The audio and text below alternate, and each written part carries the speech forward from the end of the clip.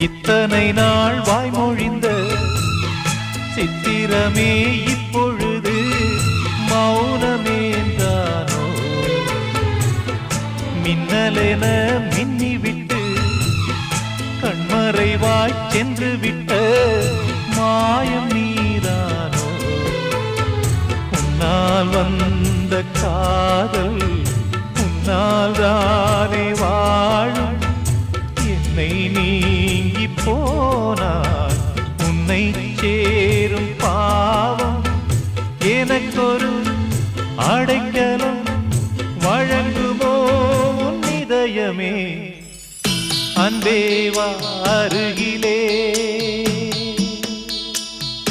என் வாசல் வழியிலே உல்லாச மாளிகை